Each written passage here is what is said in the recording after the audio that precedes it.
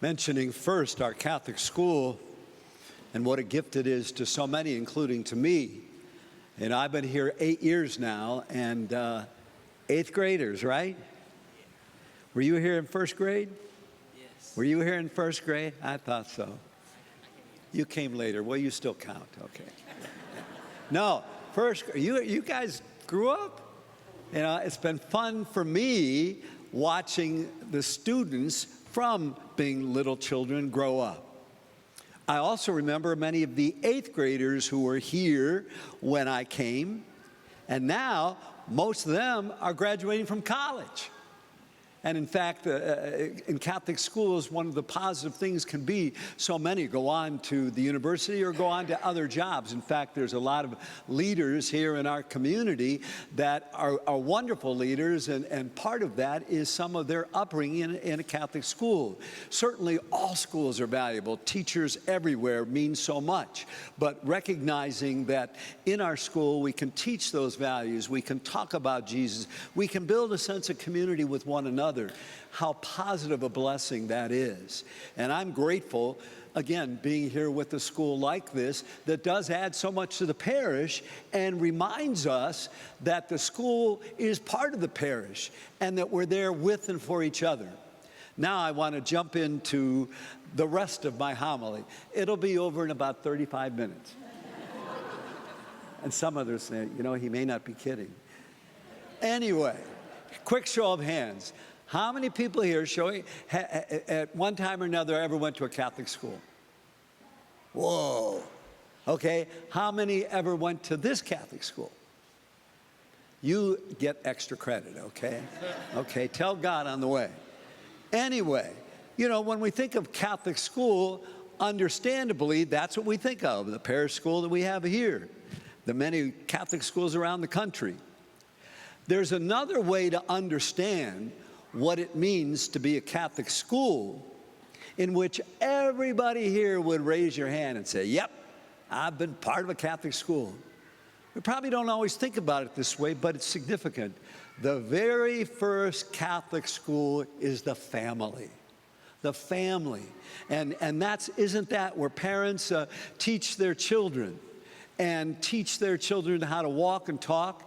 Teach their children about a God that's their Father and loves them, a Jesus who wants to be their friend and be with them always, a Holy Spirit that will guide them through life, teaches them how to be unselfish, how to be kind, how to be forgiving, all those qualities. Family life is the first Catholic school. And it's probably in some way, hopefully for us, the best. Do we do it perfectly? No. But there again, we believe in a Jesus who says, nobody does it perfectly. Just do your best, love one another, and keep going.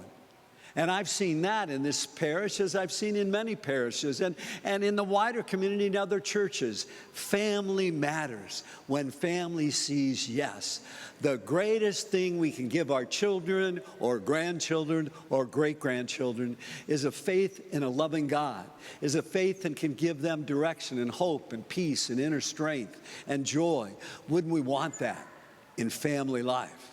And in addition to looking at family life, which is fundamental, there's another sense in which we look to this community, this parish community. As I mentioned earlier, the school is part of a parish, and we are in some way family. Even if we don't know each other, we can pray for and with each other. And we know community is absolutely vital in our world today. That's another gift we can receive from a parish that also has a school. Because you've probably seen last April, the Surgeon General of the United States spoke about the pandemic. One of the biggest ones now is loneliness.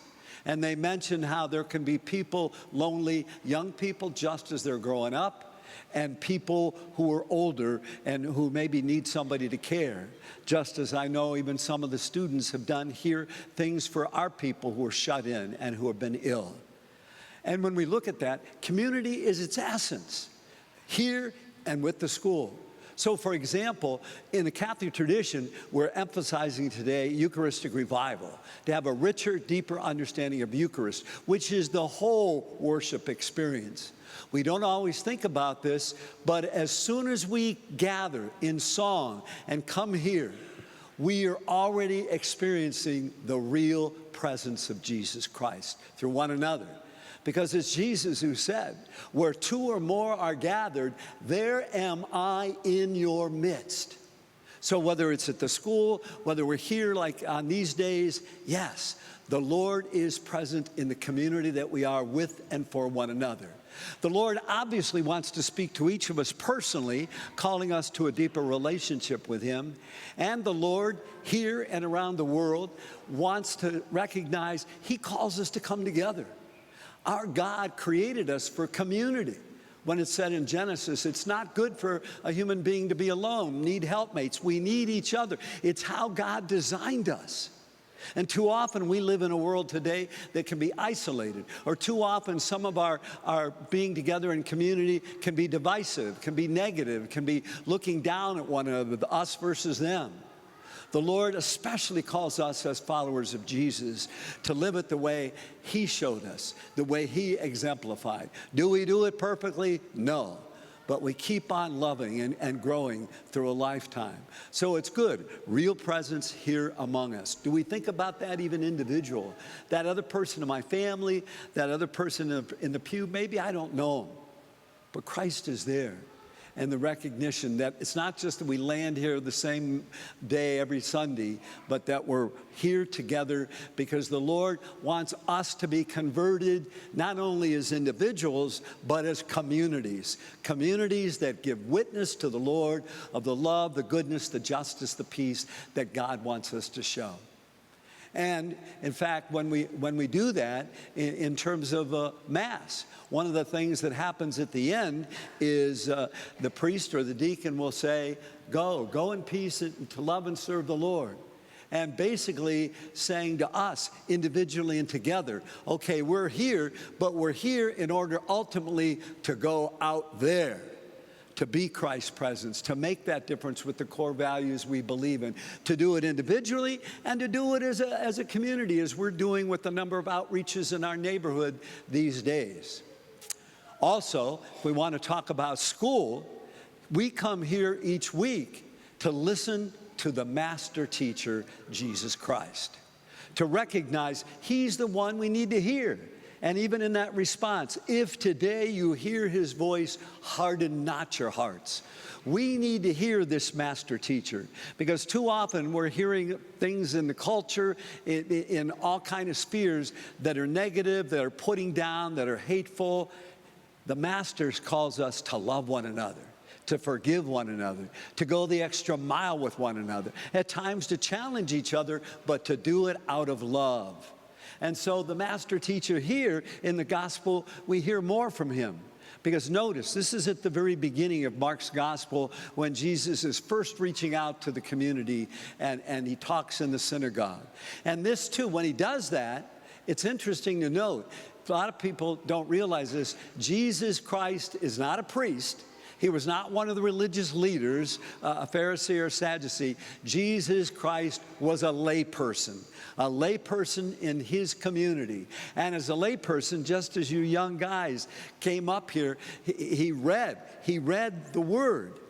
And of course, what we pick up in that gospel today is that he read the Word and He spoke, and people were amazed and astonished. Because what did they say? He didn't speak like the regular religious leaders. He spoke with authority. Why? Because He walked the talk. He lived it. They saw He was the real deal. He was authentic. That's that inner authority. Yes, this is someone we want to listen to, us too, because He shows us what's it all about. He exemplifies it by His very life, ultimately giving His life fully on the cross. Our master teacher. And with all those different voices we do hear every day and everywhere, we need to come back, especially on Sunday, but throughout the week. Lord, master teacher, what do I need to hear?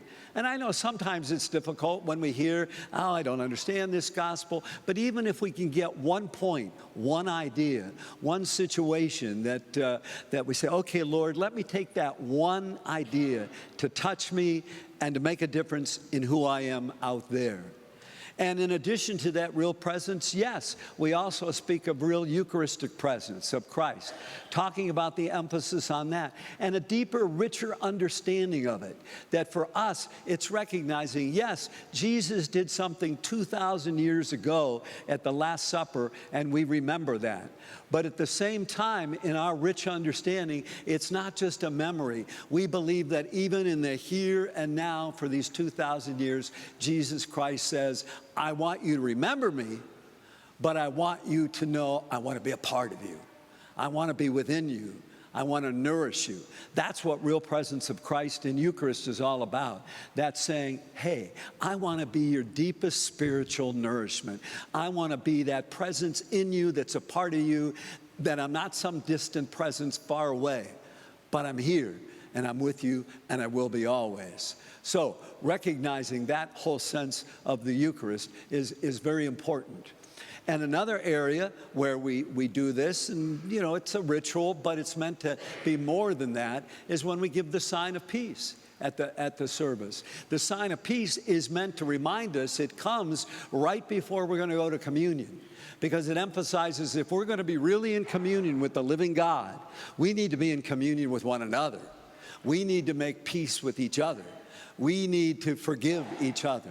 We need to see this is what Jesus calls us to be experiencing his peace so much that we can't help but share it with others, knowing how important it is. And as we look at all of this, I just want to use one example. When I was doing a parish mission at a suburb in the Cleveland area this last Lent. And I often at those missions will ask, hey, why'd you come? It's a mission, 3 nights, you went out of your way, why? And different people will answer.